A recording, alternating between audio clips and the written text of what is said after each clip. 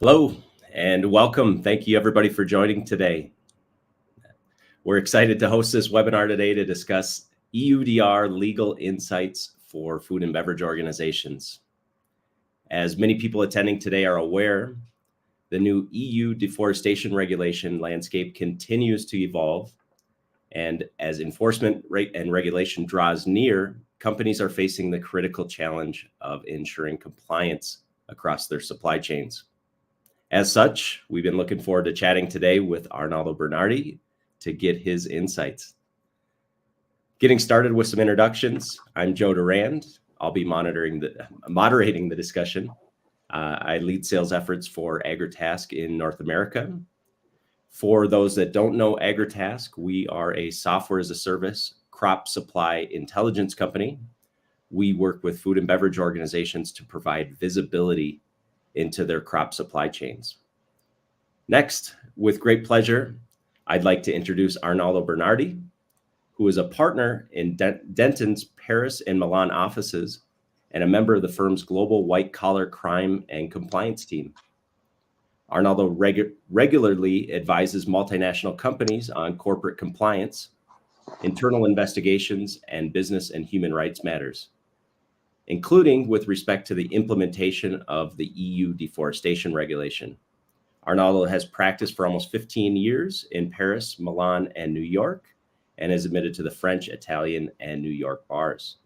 Thank you so much, Arnaldo, for joining us today. Thanks very much for having me, Joe. So from an agenda standpoint, we're going to go through a handful of questions today to get Arnaldo's insights into EUDR, with a few points from my side about AgriTask's approach to helping organizations meet compliance. If anybody has any questions throughout the webinar, feel free to post them and we can address them at the tail end of the session. All right, so getting started, Arnaldo, what are the primary raw materials and products covered by the EUDR, and what are the limitations? Thanks, Joe. And as most of you certainly know, the EUDR applies solely to select specifically identified raw materials, certain of which are, of course, very relevant for the food and beverage industry: cattle, cocoa, coffee, oil palm, rubber, soy, and wood. As well as to certain specifically identified derivative products that are listed in Annex 1 to the regulation that have been fed with or have been made with the raw materials that I just listed. So when it comes to the food industry, for example, the EUDR will not only cover cocoa, but also chocolate, cocoa butter, and other food preparations containing cocoa. As well as coffee substitutes containing coffee in any proportions, or soybean, flour, and oil. Of course, there is no time to list all of the materials that will be covered, and I invite you all to refer to Annex 1 to the regulation for further details. The European Commission has been very clear in indicating that if a product is not listed in Annex 1, then it would not fall within the scope of the regulation, which also means, and it's, I guess, a very good news for corporations, that if a product, even if it contains, for example, cocoa or chocolate, is not included in Annex 1, then it means that relevant corporations should not, at least with respect to that product, comply with the requirements established by the EUDR. An example that has been made by the Commission is the one of soap. And even if soap contains palm oil, it will not be covered by the regulation. And of course, we could make a number of examples with respect to the food industry as well. It is worth noting, though, that the list included in Annex 1 might change, as the European Commission could change it solely by means of a delegated act. And so companies or products that are not concerned today might be concerned tomorrow. So I invite everyone to strictly monitor the evolution of the products listed in Annex 1. And I think it's also worth it mentioning, even if it might be very little relevant for the food and beverage industry, the fact that the regulation does not apply to recycled goods. But again, I truly don't think that that is necessarily very relevant for the food and beverage industry. Okay, great. And we did have a quick question. Maybe we can address this just as part of this. Are grains part of it and impacted? Let me just check the list because I mean, the only product that I think could, I mean, cocoa beans certainly are. Grains, no. Grains, pure grains are not. So I truly don't think that that could be directly impacted. Okay, perfect. So how would you say that these scope definitions impact various stakeholders? Well, the regulation makes a number of distinctions in order to understand, identify, sorry, the companies to which relevant obligations apply. There are two great categories of companies that are concerned by the regulations, which are operators and traders.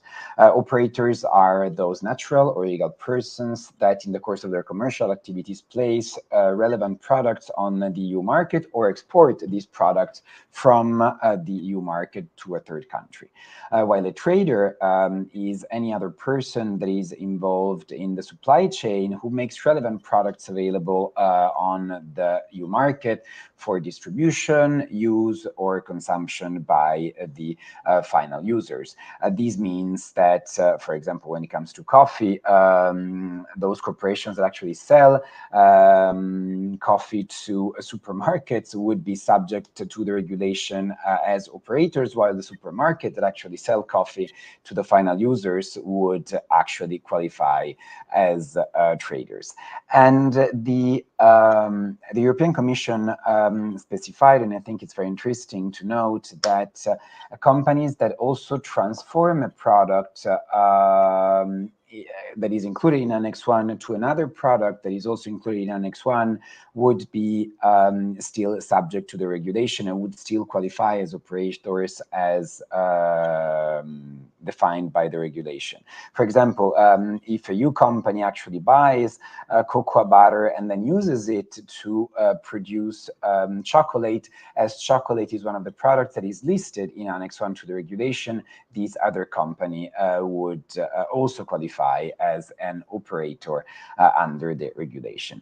And I mean, apart from this distinction, I think that what is really key to understand is that traders and operators are required to establish a due diligence process in order to ensure that relevant raw materials or products that are placed on the EU market are not associated with deforestation practices. And this will be testified by a dedicated due diligence statement that they will have to file within dedicated authorities through a dedicated information system designed at confirming that the operator or the trader has exercised the due diligence requested by the regulation and has not identified any important risk with respect to the fact that these products are associated with deforestation practices. Actually, the regulation talks about, negligible risk of deforestation practices.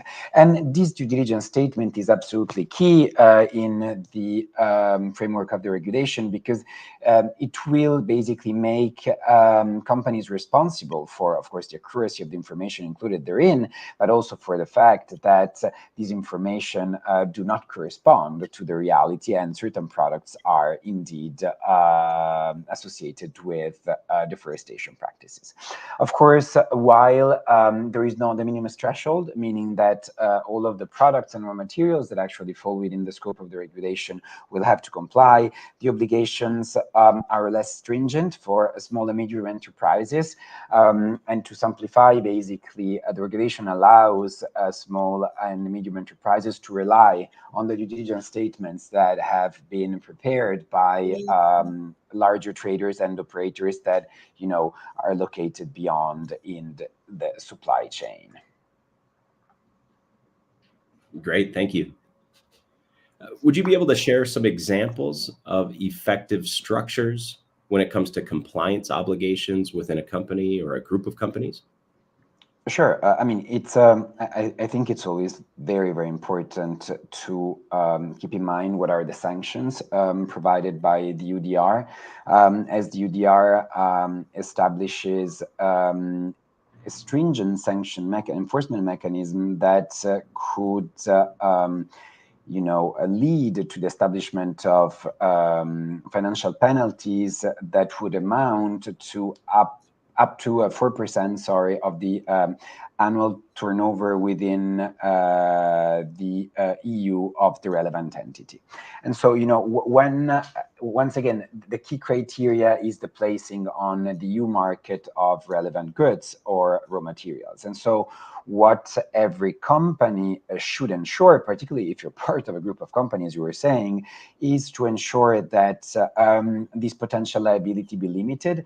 And so in the end, I've seen, for example, a group with whom I've been talking with respect to the implementation of the UDR, and they had only one entity within the EU that was basically commercializing all of the products within the European Union, which means that to the extent that one violation of the UDR occurs within a EU country, then one should actually have in mind the entire EU turnover of that entity. And so in the end, if your corporate structure already has, entities in different EU countries, you want to make sure that the placing of the relevant products be made by each single company so that, the potential liability will be limited. And this is also true, for relevant imports, for example. You don't want to have any import that is basically made by the mother company, because of course, then in the end, the turnover could be much more significant.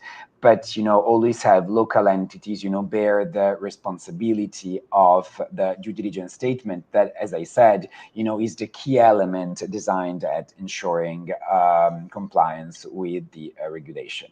And again, the European Commission expressly clarified that, it was already the case, but the Commission confirmed that the UDR does not cover groups of companies. And so in the end, each affiliate retains responsibility for the due diligence statement that it is required to file anytime it places relevant products or raw materials within the EU market. And so again, I think it's important to try to limit as much as possible potential liability and have, relevant statements issued by local entities, as that, again, could limit significantly the exposure of companies in this respect. Right. Great. So what specific information would you say traders and operators are required to collect under the UDR, and how can they ensure compliance with these requirements? Well, this is one of the most challenging tasks, basically, I think that the regulation actually imposes on traders, on operators. The information that are required are detailed in in Article 8 of the regulation. The list is very long. Of course, I'm going to give you a few examples, but it's important to keep in mind that this information is required for each put into the market of relevant products and raw materials, to the extent that, of course, they fall within the its placement within the EU market of relevant products and raw materials. Under Article 8, operators and traders are required to collect the following information, which is the description and quantity of relevant products, the country of production and where relevant parts of such country, the geolocalization of all plots of land where the relevant commodities were grown, harvested, or raised, which, I think we're going to go in a minute in the relevant geolocalization requirements, but this could be particularly complex and burdensome for companies, particularly when we're talking about cattle. It's much easier to locate, trees that generally don't tend to move, while cattle, could, raise in a certain plot of land, but then could be, moved to another plot of land, and, the relevant slaughterhouse could be located in a different parcel of land. And unfortunately, in such case, the geolocalization should pertain to every single plot of land involved in raising the cattle, which is, a lot in terms of work. And then there needs to be, a full visibility of the supply chain, because the corporation operators and traders must collect the name, address, and email of any business from whom they have been supplied relevant products. And the name, address, and email of any businesses, operator, or trader to whom the relevant product has been supplied. So with respect to both the supply chain and the distribution chain. And then, of course, the legal requirement is that deforestation, the products be deforestation free. And so in the end, there should be information that are not necessarily detailed by the regulation or the Q&A by the Commission, designed at confirming that the relevant products are deforestation free and that they've been produced in compliance with the legislation of the country of production. Apart from the fact that these information are already a lot, in practical terms, it might be extremely challenging to collect all of this information. And of course, the informations that are designed in concrete vary depending on the supply chain of the company, on the products that we're discussing, and on the raw materials that we're discussing. And I think that, your inputs in this respect would be much appreciated, because I don't think that a manual collection would be a feasible option in practice.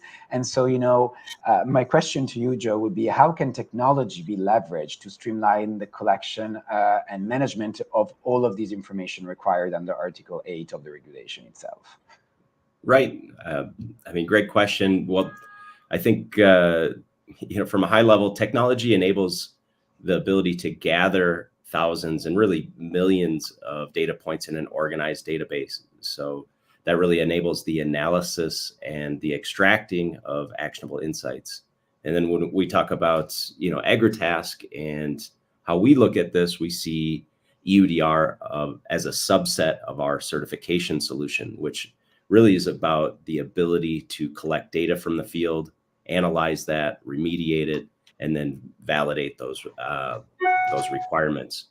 EUDR, as we see it, does have some specific requirements, which we address on a few levels, which would be first, as mentioned, the actual collection of data using mobile apps and digitized databases, while also managing the collection itself, allowing to see where you are in the process, how many growers have answered the survey, how many haven't yet, et cetera.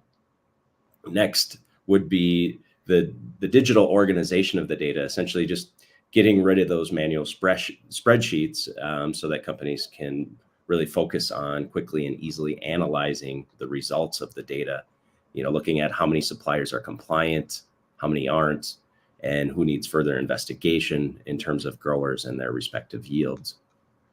Next would be looking at deforestation and legality information. So we leverage the technology to digitally layer in this data from remote sensing tools, while also automatically calculating the level of risk. And then lastly, I would point out the remediation management, for those suppliers that require further investigation, really digitizing that work process to make sure that everything is accounted for. So moving on to traceability, what do you think is the importance of traceability as part of EUDR compliance?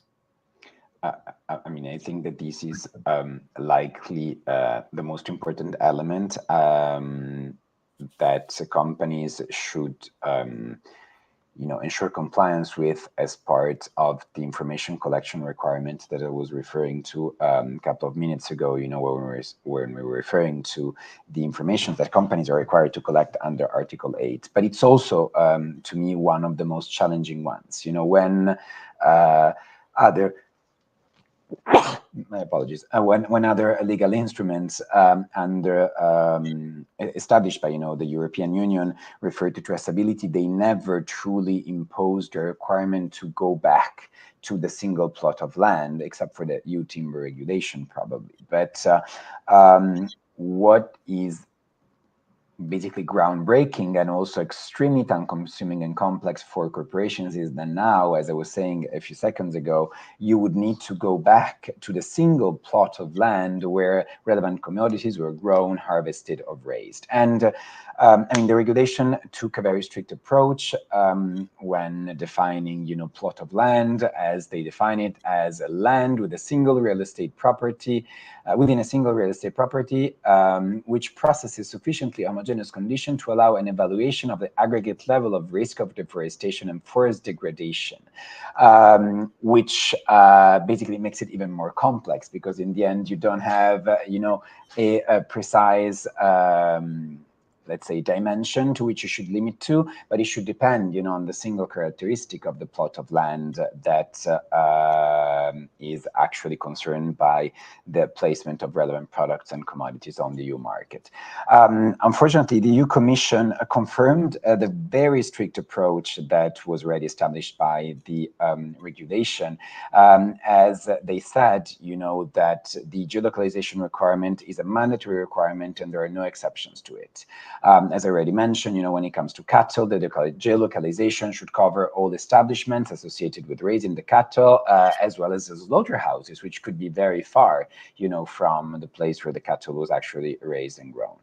But most importantly, when it comes, to products that could be acquired in bulk, such as coffee, or that are traded, in complex conditions, the Commission said that basically when a shipment contains goods of different origins, the placement within the EU market is permitted so long as the origin of each goods or group of goods is actually accurately identified. So if, let's say, even 5% of the coffee that you're trying to export as part of a bulk is unknown to the operator, then you cannot actually place this coffee within the EU market, which might be extremely complex, for operators. And of course, if, let's say, the bulk of coffee that you're actually trying to place on the EU market contains certain grains that might be associated with deforestation practices, based on the information that you have collected, the Commission says that even in that case you cannot actually place that shipment within the EU market, which again requires very, very significant efforts on the side of corporations. And I think this goes back to the point that I was making before, and that you touched upon as well, that these are not information that could be compiled by corporation based on an Excel sheet. Also, I think, in order to properly allocate relevant liabilities. But, as you're the technology expert here, what role does technology play in enhancing traceability under the EUDR? Sure. Well, I think we look at that in a few aspects, and the most important, most relevant one would be the field level data capture, really where farmers and scouts can use mobile apps to record the relevant data. This information is really the foundation for traceability, which also enables the compliance checks. Next would be barcodes, which are used to uniquely identify individual batches of crops containing the information required for traceability and compliance. Next, I think you pointed this out a little bit earlier, but GPS and geolocation tracking, which is used mainly to track the origin, but also can be used to track shipment routes. And then lastly, we really look at traceability platforms as a way to give a way to collaborate. So really bringing together the stakeholders across the food supply chain, enabling the sharing of traceability data, ensuring that end-to-end visibility. Arnaldo, are there any best practices or methodologies that companies should follow in order to properly assess relevant risks? So the risk assessment is one other key element of the due diligence system that companies are required to establish under the regulation, and one specific provision of the regulation is dedicated to that, and it's Article 10. Risk assessment, of course, does not, is an element that, as well as the other ones, should be tailored to the company's operations and the supply chain, as relevant risk factors can change significantly. And I think that while Article 10 is not properly written, I think that this should be conducted in 2 steps. The first step is, let's say, a general risk assessment, which would allow the company to identify the general risks that are pertaining to its operations and supply chain, also evaluating, the internal resources dedicated to the different obligations that are imposed by the regulation, and which would allow, but I think we're going to go back to that in a couple of minutes, to determine what general mitigation measures should be implemented in order to properly manage risks, let's say, at a headquarter level. And then the second portion of the risk assessment, to me, is the risk assessment that is relating to its shipment, because the regulation precisely requires to, conduct a risk assessment that would lead, to the information that have to be disclosed in the due diligence statement, that the products that are being placed on the EU market are very likely not associated with deforestation practices. And I think that if the first, let's say, general risk assessment can be conducted and shall be conducted by the company itself, because they know much better their operations, they know much better their supply chain, and what are, the general shortcomings or processes that need to be implemented. The second one can likely not be conducted by a company autonomously, simply because they're not on the field, they don't have the full visibility on the supply chain, and they're often not in a condition to assess the risks that are pertaining to a country that might be located very far away from their, their operations. Also because, when it comes to the second risk assessment that pertains to each shipment, basically, pertain to each placement of the brand products on the EU market, the list of factors that shall be taken into account and evaluated by companies are it's once again fairly long, which shall comprise the risk attributed to the country of production by the European Commission, the presence of forests, the presence of indigenous people, the potential consultations that have been made with indigenous people when it comes to deforestation, the instances of forest degradation or deforestation within that country, and the concerns pertaining to the country that might relate not only to environmental practices, but also to corruption, violation of human rights, and other instances such as international sanctions. And so I think that when it comes to the second portion of the risk assessment pertaining to its shipment, once again, it is much better for corporations to basically rely to a specialized service provider that, could collect a number of information for different players, because in the end, the risks associated to the country of production or the dialogues with indigenous people and communities, it's something that could be done, and it could be relevant, for a company operating in the coffee industry as well as in the cocoa industry. And so I think that once again, for the second part of the risk assessment, it's much more advisable to rely, on a dedicated technology, which, would conduct a dedicated risk assessment based on the information that have been collected as part of the first step. And so I think that, one question that the audience might be very interested in is, what is the approach of AgriTask to the risk assessment requirement? Sure. Well, as we've talked about, and I think everybody's aware, is the regulatory landscape here is continuing to evolve. So as that evolves, AgriTask will continue as well to expand the solution's capabilities and features in tandem with this evolving regulatory landscape, and as the requirements become much clearer. Now, how do we do risk assessment? So AgriTask cross-checks the requested polygons against deforestation and legal data from third-party data sources to identify potential violations. So really the solution is going to aggregate data, assess risk factors, and identify issues in an easy-to-read dashboard, covering a wide range of topics from deforestation and community rights, and other things like you mentioned, country-specific issues such as corruption or human rights. So this is all configurable according to our customers' specific requirements when needed, but we do also have an out-of-the-box configuration ready to be used. So In general, we believe that the most resource-intensive part of EUDR implementation is really the remediation. So as each company will have its questionable suppliers that they need to further investigate. Now, we believe that, really the accuracy of deforestation is not the most important thing, but really rather how you manage these investigations is a larger challenge for companies.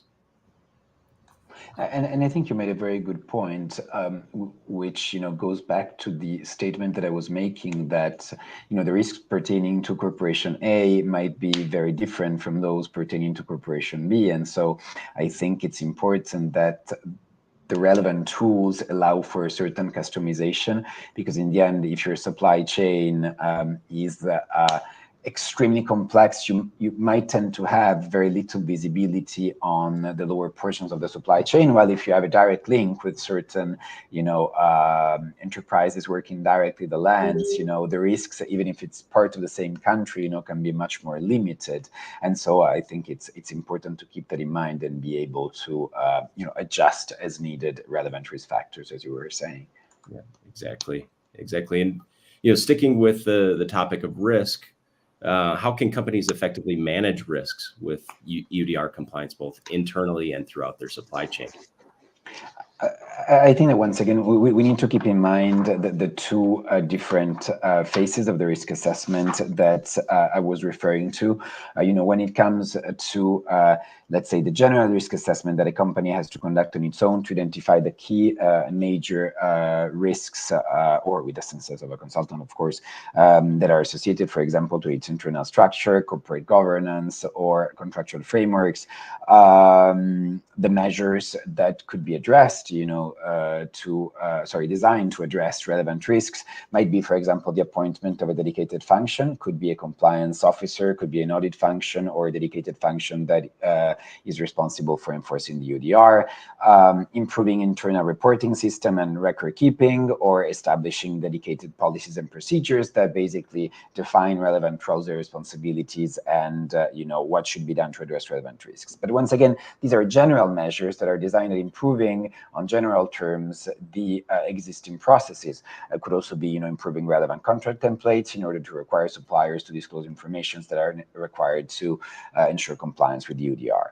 And then there are, of course, the special measures that are designed to mitigate the specific risks that are associated with each shipment. And then, that would depend, on the specific risks that have been identified. It could be requiring additional information, data, or document to the relevant players that are involved in the supply chain, carrying out independent surveys or audits. If one of your biggest producers is involved in certain allegations of human rights violations or illegal deforestation practices, you could, for example, hire a third-party auditor in order to verify whether these allegations are accurate before starting to engage a conversation, or a request for certain certifications on the side of the suppliers, or for example, optimizing the sourcing by, for example,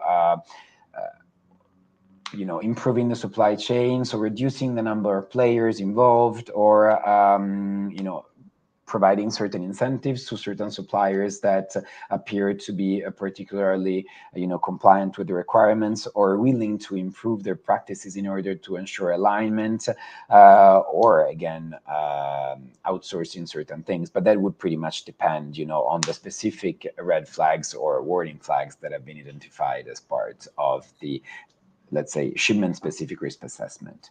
And I think that in this respect, that leads me to a question that, what is your approach, Agritech's approach to risk mitigation? Right. Well, risk remediation is a very tedious process, as it requires really collecting additional information from the farmers themselves. So when doing this manually, it's obviously prone to errors, especially due to the vast amount and types of data that is required. So when Agritech looks at this, we digitize this process as part of our EUDR solution, and we provide a full end-to-end solution, starting with collecting the polygons and then going all the way to providing the actual due diligence documentation. Some of the examples of risk remediation strategies would include things like obtaining third-party certifications from those farmers that are in the medium or high risk areas, running additional surveys through the mobile application. And then the last resort would be actually creating an activity to send a scout that will check the compliance status on the ground level. But in general, we try to maximize the ability to mitigate risks remotely as much as we can. What would you say are the key elements of due diligence statements required under the EUDR, and how can companies ensure that they are properly disclosed? So as I was mentioning before, the due diligence statement is, let's say, the key compliance component of the EUDR, because such statements have to be prepared and filed within dedicated information systems by traders and operators each time they place one of the relevant products or raw materials on the EU market. And every single shipment in scope shall be accompanied by a dedicated due diligence statement, regardless of whether, the country of origin is considered to be a low, high risk or standard risk country. The specific information that have to be disclosed in the due diligence statement is indicated in Annex 2, the statement to the regulation, sorry. And so the statement should include the operator's names, either so basically corporate information designed at identifying the corporation. Then, all of these customs related information that would allow for proper identification of relevant products and commodities in order to first understand whether these fall within the EUDR, and second, to understand what products are we talking about. Then there has to be, and once again, this confirms how important is the element of the geolocalization, the country of production and the geolocalization of the plots of lands where the commodities were produced, to the extent that one trader or a small and medium enterprise can actually rely on the due diligence statements prepared by other operators or traders. Then there should be a reference to these due diligence statements. And of course, there should be the mention that I was referring to, that no risk or a negligible risk was identified prior to placing to the products on the EU market, that the relevant products or commodities were associated with deforestation or forest degradation practices. And then, there should be the name and the signature of the local representative. As I mentioned, these statements will have to be filed within a dedicated information system, which would allow, also to conduct certain statistics by the European Commission, but also, it will also be used by relevant enforcement authorities to verify whether the corporations that are required to comply with the EUDR are actually compliant. Great. So I think we got time for maybe one more question, and then getting to the Q&A. I've seen a handful of questions rolling in here, so we'll go with one more question and then go to questions from the audience here. But could you explain the role of national authorities in enforcing EUDR compliance, as well as the extent of their powers? So, and this is not something new, because other similar instruments that have been adopted at the EU level dealing with business and human rights also already required, the designation of a national authority by each member state designed at ensuring compliance with the regulation. So basically, each member state will have to, and most of the states have already designated one, designate an authority that will be responsible for ensuring compliance with the obligations established by the regulation. What changes compared to the past is the extent of the powers that will be attributed to this authority.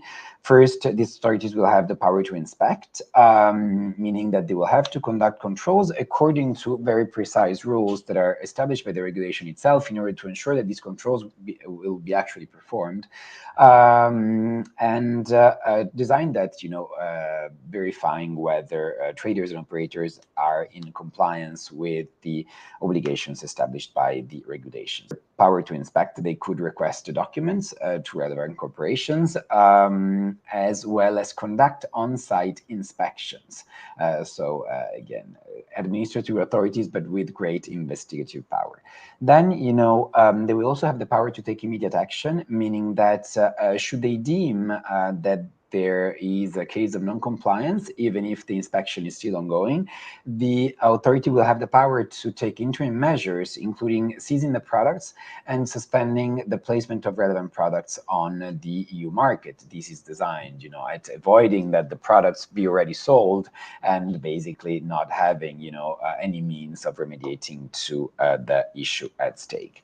Once, the control has been completed by the authority, the authority could actually impose on corporations corrective measures, which could also include recalling the products. If a product is considered to be in violation and has already been marketed, it could be imposed to a trader, for example, to basically ask the customers that have been purchasing this product to return it at the company's expenses, of course. The authority could also prohibit, corporations from placing relevant products on the EU market, which is in line with the interim powers that I just discussed. And in order to avoid waste, they could also decide to donate relevant products to a charitable organization, meaning that it doesn't make any sense to throw them away, because that would be against, the purpose itself of the regulation. But the authority could basically say, you're not going to take any profits, and these products will actually be given to charitable organizations. And I already mentioned, the ability to issue penalties. The authorities will have, in case of established non-compliance, have the power to issue penalties that could amount up to 4% of the relevant turnover of the EU, within the EU, of the relevant corporation, which is, again, in line with the GDPR sanctions, which are considered to be extremely high sanctions. They could also decide to confiscate the revenues associated to the sale of the products, and could also exclude corporations from participating in public procurement processes or public funding. Once again, this is really designed to foster compliance concerning, compared to similar instruments that have been adopted in the past, where basically enforcement mechanism was somehow considered to be the major shortcoming, and in the end compliance has not been very, very strong. This mechanism is really designed at pushing corporations to comply in order to avoid significant penalties. Great. Thank you for the very, very interesting insight. I've seen a number of questions roll in. I know we're starting to get to the end of time, but maybe we can pick out a couple of questions here. There's one that just came in that said, is there consideration for the aggregate number of uncultivated acreage that provides carbon sequestration in a country, at least with regards to categorization of risk level in the country?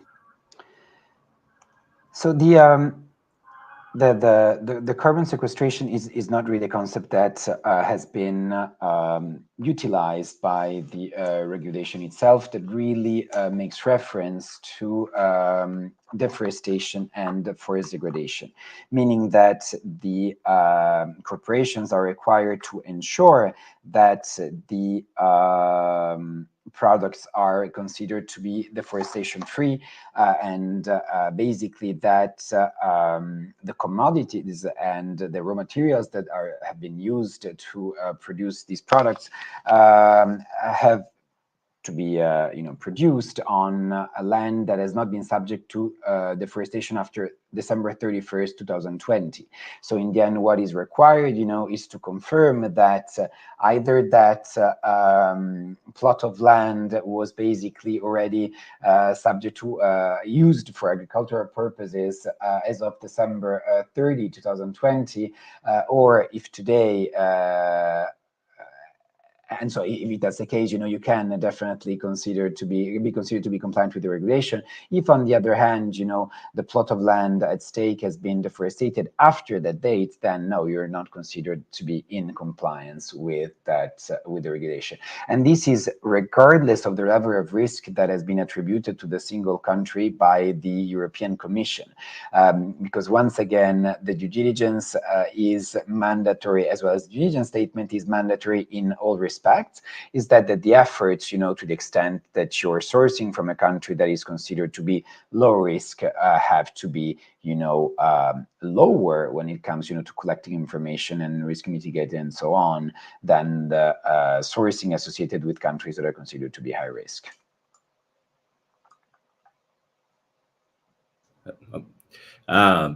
Maybe one or two more quick questions here. So the EUDR mandates that products be produced in accordance with the relevant legislation of the country of production. What do you see as proof that companies can furnish or require from their upstream segments that commodities have been produced in accordance with the relevant laws in production countries? I fully agree with this question, that this is probably one of the most complex requirements when it comes to collecting information. And I think I mentioned these, a few minutes ago when we were addressing the relevant information requirements under Article 8, especially because certain legislations have, especially, in countries that are maybe located in South America or in Asia, have requirements that are not very stringent when it comes, to local legislation pertaining to deforestation. I think that it would depend pretty much on the risk country, on the level of risk associated to the relevant country. If the level of deforestation is probably considered as low, and relevant local legislation is fairly strong, as it might be the case in Europe, then probably there is no need to request too many information in that respect. On the other hand, when you're sourcing from a major player that is probably operating in the Amazon forest, where the relevant risks of deforestation are extremely high, what one could actually require are certifications, and Joe was already referring to certifications. I think that having a third-party audit basically confirming that relevant products are made in compliance with relevant documents, with relevant local legislation, is one of the strongest elements that you might have. Or asking the producer itself to provide dedicated third-party statements. I think that to the extent that you're located in a in a high-risk country, having a mere declaration by the player itself that he's acting in compliance with local legislation, it would probably not be enough. Right.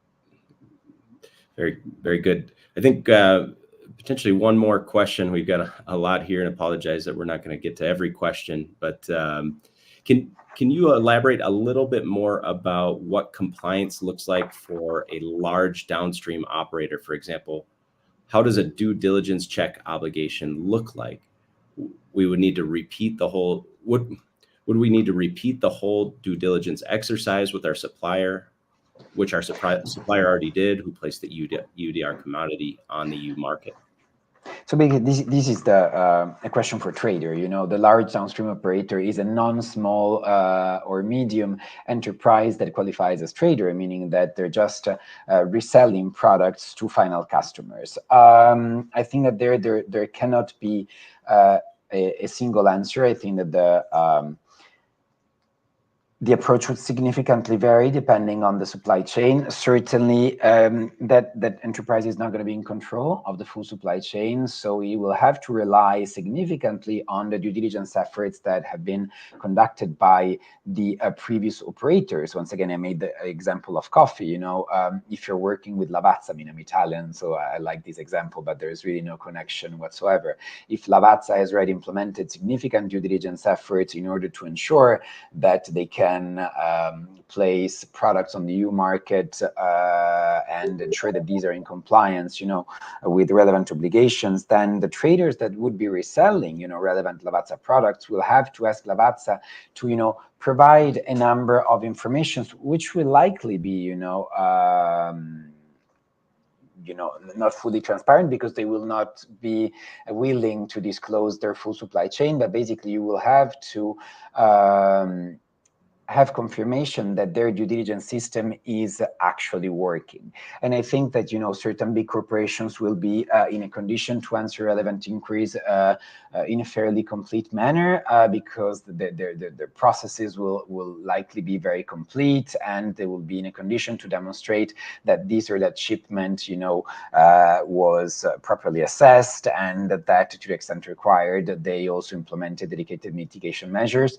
I think that when it comes to traders, the challenge might be, you know, when you're going to be working with smaller operators that might not have, you know, all the means that Lavazza has in order to ensure compliance with the regulation. To the extent that you're working with a smaller operator that is basically producing coffee and then selling it to large distribution chains that is still subject to deregulation, that it might be much more challenging for a large downstream operator, to basically have a confirmation that the due diligence process has been properly implemented by the operator.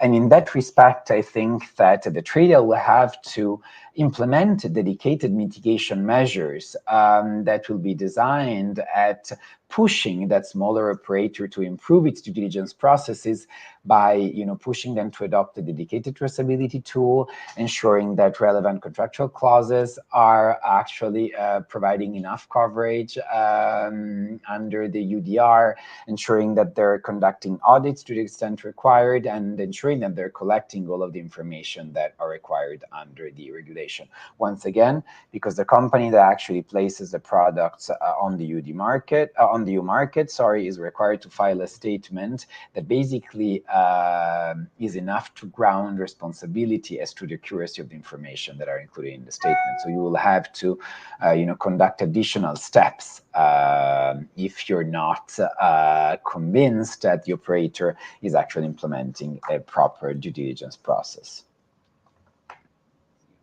Very interesting. A lot of steps required to get things in order. So Arnaldo, can't thank you enough here for your insights today. This has been a pleasure talking with you. Do you have any closing thoughts as we wrap up the webinar? Well, I have to, I mean, first, thank you so much for giving me the opportunity to participate. It's been a pleasure for me as well. And I know there have been a number of other questions that we were not able to address. And so we'll be happy to answer directly. I think that our contacts are going to be put at the end of the webinar, but they're also available online. So I encourage all of the speakers to reach out to both of us should they have any additional questions in that respect. But I think that my final remark would be not to underestimate the work that is required in order to ensure compliance with the EUDR. I mean, I think that we both gave the impression that the work that is required is significant.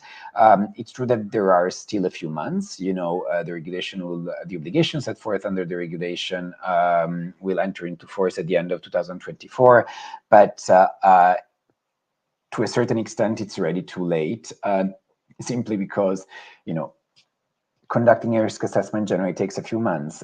Integrating, you know, a dedicated traceability system within its internal processes takes probably even more time. And, you know, being able to establish dedicated mitigation measures are steps that will take a very significant amount of time and internal resources as well. It's not something that one could do, a couple of hours per week, because there will have to be a significant amount of work. And so first, do not underestimate that. And second, again, be also aware of the things that we've been saying as to how to properly meet the risks, also to decide, to what company does what internally, because once again, the penalties could be very high. So I think that a proper division of responsibilities within the different entities belonging to the same group could significantly limit the risk exposure of the companies, especially because, once the authorities are going to start, conducting the controls and potentially issue penalties, I think that, statutory auditors, for example, would be extremely interested in understanding, what's the exposure of a corporation to the potential administrative liability. And again, we aim at limit that as much as possible. Very good. Very good. Well, thanks again, Arnaldo. Apologies to those that, as he mentioned, that we didn't get to the questions, but for anybody that would like to continue the conversation directly with either of us, we can reach out directly to you guys for answering those questions, or feel free to contact us. But thank you so much to everybody for joining today, and have a great rest of your day. Bye. Bye-bye.